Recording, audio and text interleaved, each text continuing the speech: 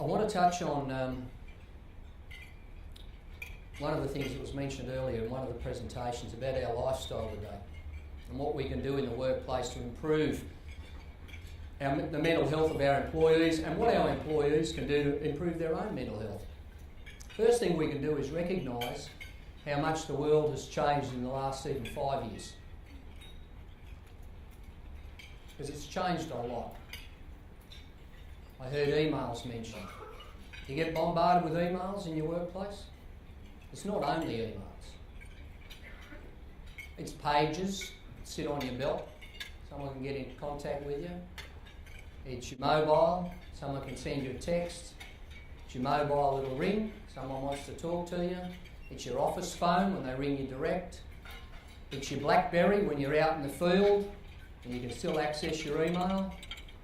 It's your Twitter account. It's your Facebook. It's all of the above.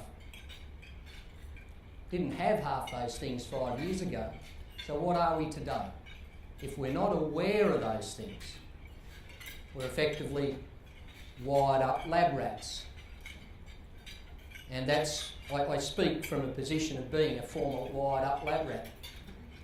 It doesn't do our mental health any good. So there's got to be balance. That's the message. I've just finished writing a second book. It's 7 years since the first one.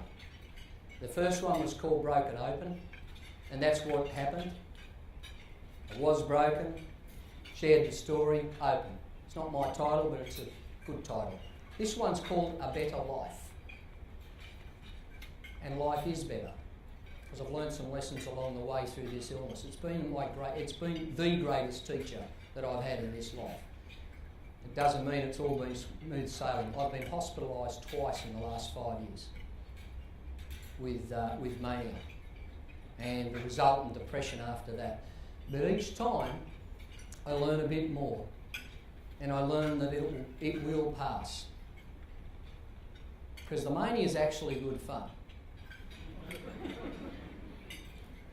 Those that are laughing understand about mania. The problem with it, with bipolar, is there's always a downside.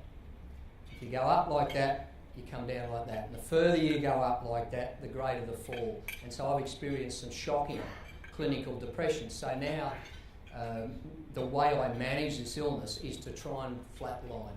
And flatline's still fun. It's still good. Because I've traded the high away because I know how awful the depression is.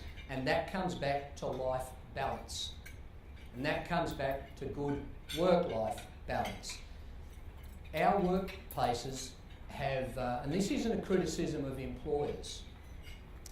This is a point I make just so that, you know, if you walk out today, if this is the only thing you remember from what I've said, just bear this, discuss this in the workplace.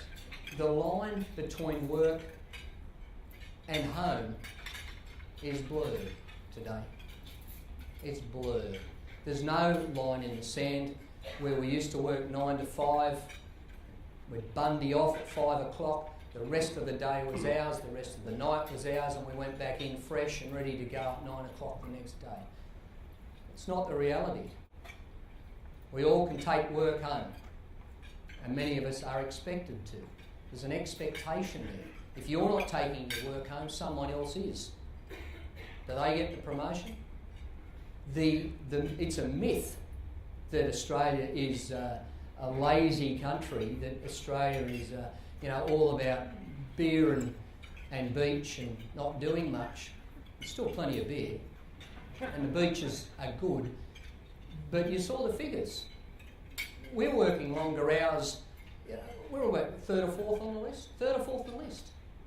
Turkey's number one, and then she plummets down.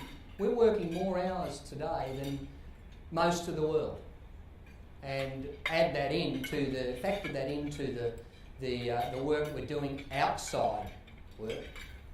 We are becoming a society that I think's taken its eyes off the ball. And I don't preach from any ivory tower. This is exactly the life I led. Exactly the life I led. I had no off button. I lived on adrenaline. I lived on 5 or 6 cups of coffee a day. And when I'd finish work to relax, the drug of choice was alcohol. And come the weekend, you play sport. It was rugby union in the winter. It was cricket in the summer. And the Australian way is you play hard and you drink hard. And I certainly did that up until my mid-30s. But it didn't help. It didn't help my health one bit. So there had to be an awareness and I suppose some insight there as to what I was actually doing to my own health.